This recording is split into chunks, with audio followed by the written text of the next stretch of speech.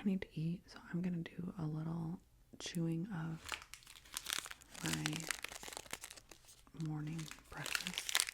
2 granola bars. These granola bars are so good.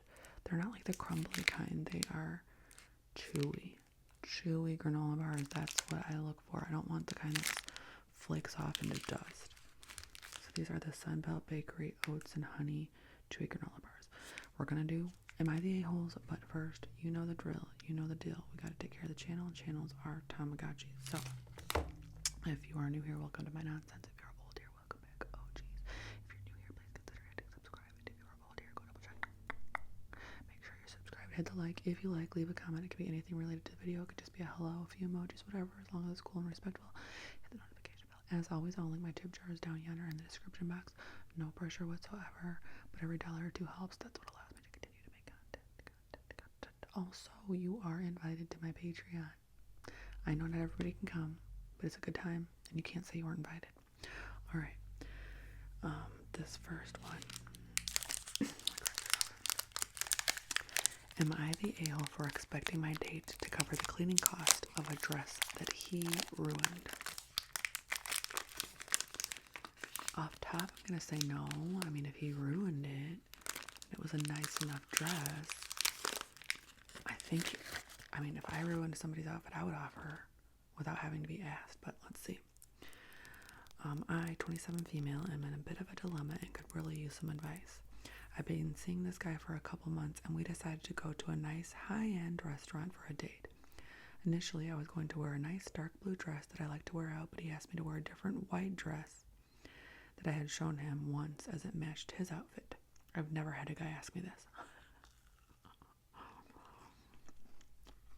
I off top, no, I can't wear white. Are you crazy? I don't even own a white dress anyway, so. To a meal.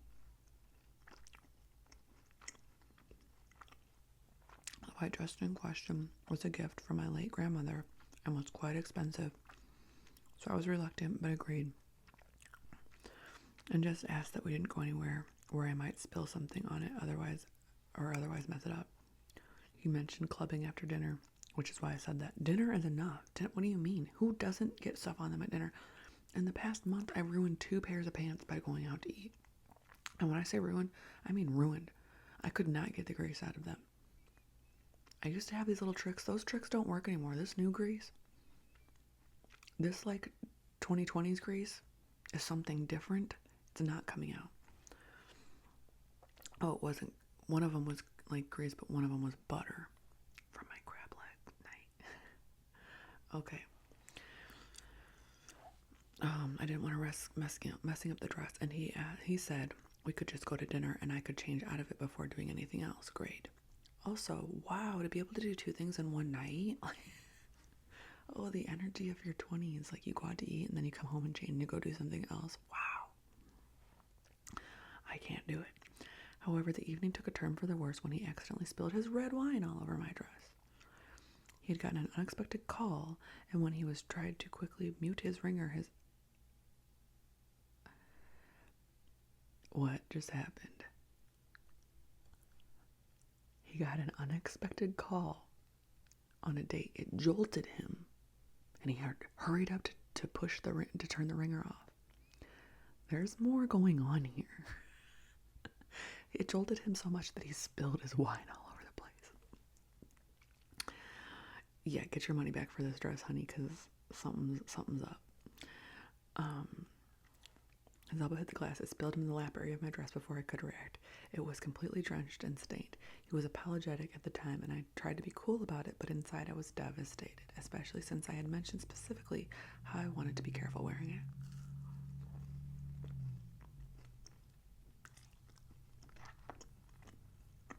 Later, I mentioned to him that the dress was very expensive and asked if he'd be willing to help with the cost of cleaning and replacing it.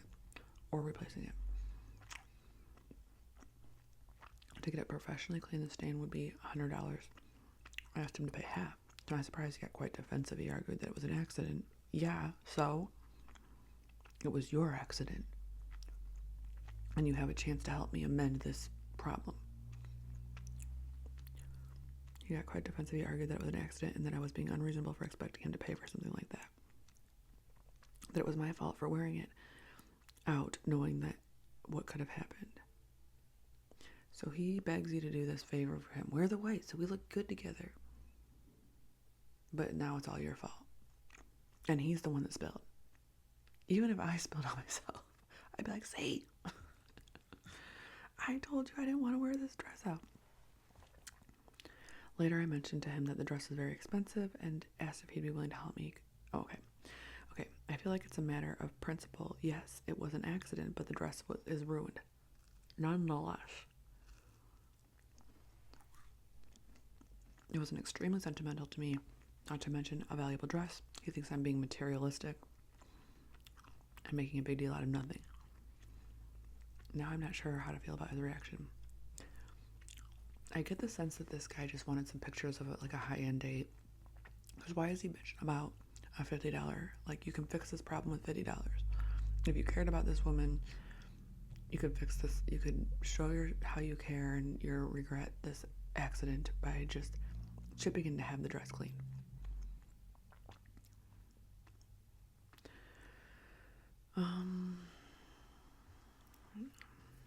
Somebody pointed out 2 sections. These 2 sections speak for itself. He was the one who asked you to wear the dress in the first place, accident or not. He shouldn't be flipping the card on you like this when you were the one who said you didn't want to wear it and get it stained. Also, for $50 for cleaning is pretty cheap, so he shouldn't be whining about materialism when it's his fault. Not the a-hole. He should have offered to pay for the total cost of cleaning and restoring the dress right off the bat. He caused the damage. He's responsible to fix the damage, even if it's truly an accident. The fact that he did not do so is the first red flag. When you asked him to pay half the cost of fixing the damage he caused, he should have paid the total cost. Second red flag. Him asking you to wear a specific dress was a bit odd, but not necessarily a problem. Him having a fit that you asked him to pay for the damage he caused, another red flag. Trying to blame you for the mistake is yet another red flag, especially since he asked that you wear the dress despite your reluctance to. This guy is showing you very early on that he's an asshole. Amen. I wouldn't even be writing this out because I'd be like, this guy's an a-hole and I'm going to pay my $100 to get my dress fixed. And as the stains getting washed out of this dress, this man is getting washed out of my phone, out of my life. The end. He's probably throwing something in there like, oh, I paid for dinner or something like that. You asked. That's irrelevant. Okay. Am I the a-hole for opening a fake gift during a family Christmas party?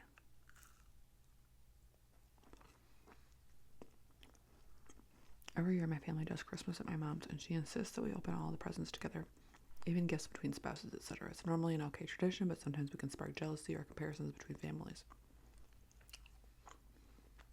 This year my husband saved up and bought me a dream designer handbag for Christmas. I know some people aren't into that, but it's something I truly love. We're not well off, but we're not doing poorly either. But I knew the handbag would cause a lot of discussion amongst my siblings and parents. I just didn't want their opinions and criticisms to ruin a special gift my husband worked hard to get me. So this year my husband got me an extra gift that wasn't the real gift. It was a moderately priced skincare set. Christmas came and went without drama, but I recently posted a picture of my husband and our kids at dinner, and my handbag could be seen hanging off the back of my chair. One of my friends commented underneath about how gorgeous my Christmas gift was as well. Long story short, word got back to my family. Who are these people that are paying that much attention? First of all, my mom wouldn't even recognize a designer bag. Second, or care. I probably assume it was a fake.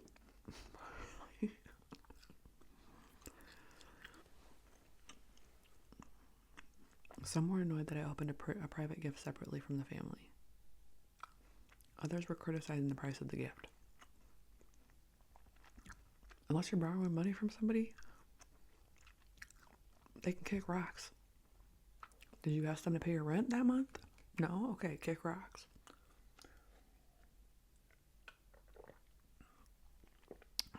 I didn't open it with them because I didn't want their opinions, but now I'm starting to feel like an a-hole for keeping it a secret. How is that a secret? They don't even know when you got it. You could have got it after Christmas. I didn't open it with them because I didn't want their opinions, but I was okay. So let's see what the comments say. Not the a-hole, and honestly, it's time for you to be 100% bluntly honest with them. Screen cap all their snarky comments and send them in a group chat with them stating, if you all want to know so badly why I harbored a secret gift, as you call it, these types of comments are exactly why. This bag is not something I thought I would ever have, as we are not well off enough to make purchases similar in cost to this bag. But my DH worked his ass off to save up and get it for me instead of being happy for us. You talked. You call it a waste of money or claim that I think I'm better than you. The behavior of all of you who have around Christmas gifts sucks. The joy out of even getting something like this, and I had opened it at Mom's house in front of all of you, I wouldn't have been able to be happy about it because I knew you would all react exactly as you did. Honestly, I'm not sure if my family and I will be continuing to take part in the tradition because we're tired of the jealousy, comparisons, and competition. It's tiring. And yeah, unless there's, are the kids taken well care of? Then why are you judging?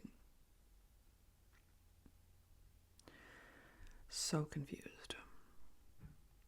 Now, do I think designer bags are kind of silly? The price on, yeah, I think they're kind of silly and they're kind of stupid. Some of the prices are just don't match the quality.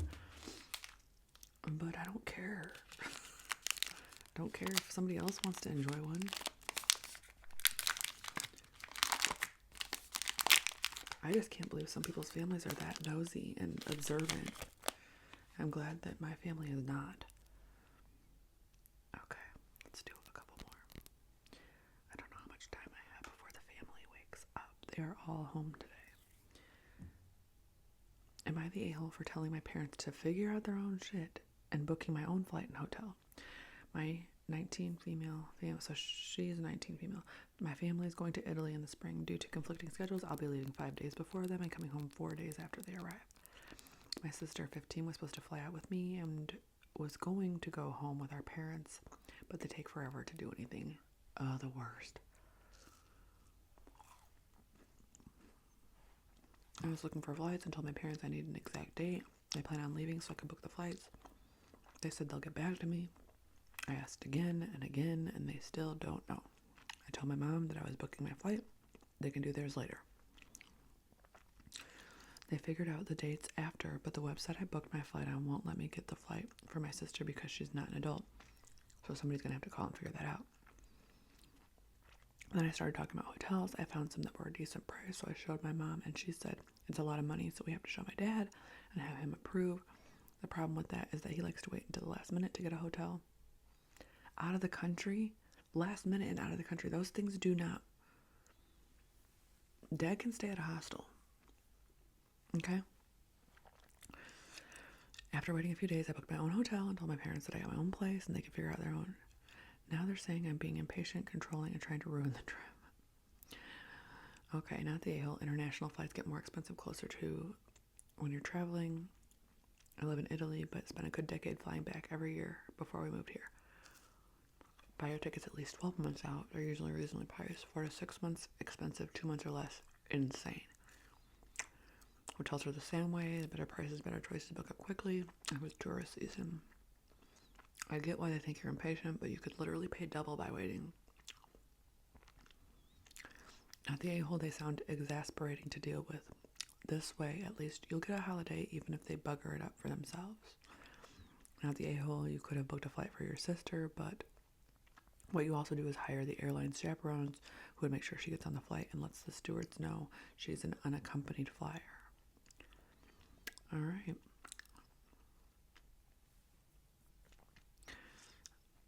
Am I the a-hole for giving my child the same name as my friend's stillborn?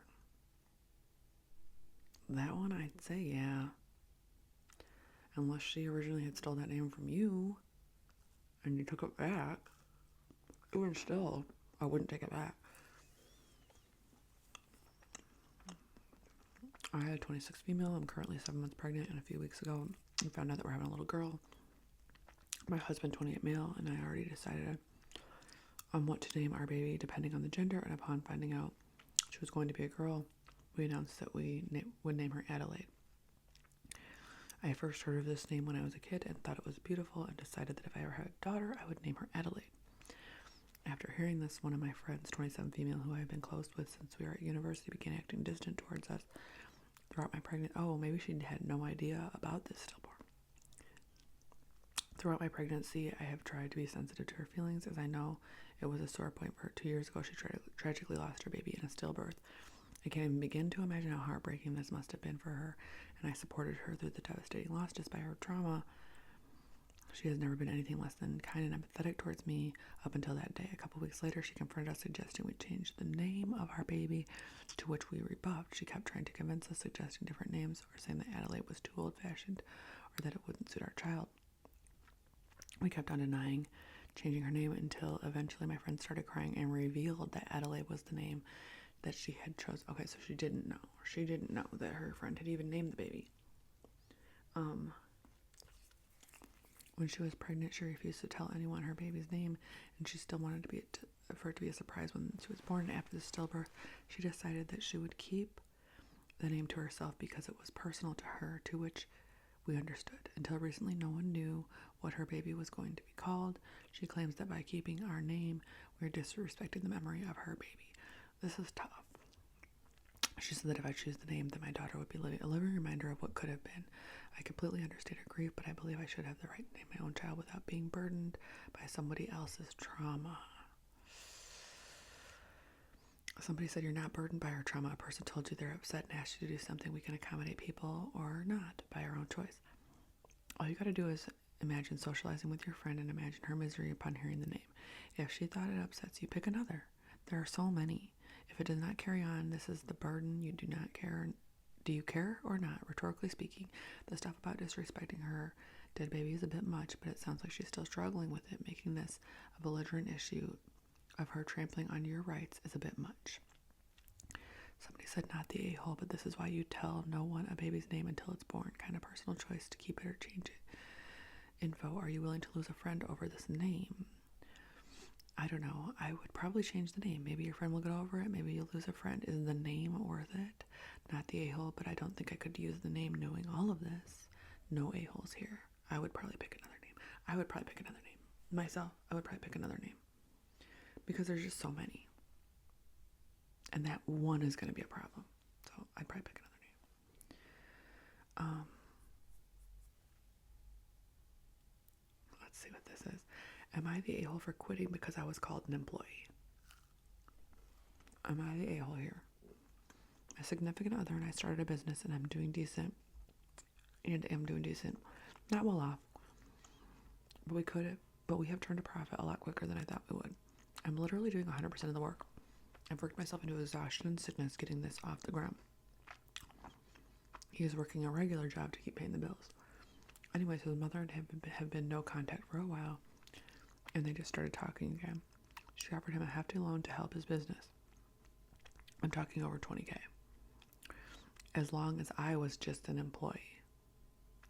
What? She's a weirdo. Do not take that money.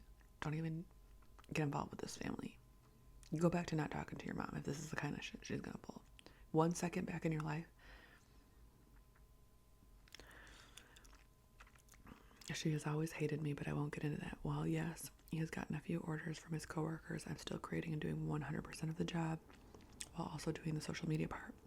He doesn't even know how to work the machine or the programs to run it.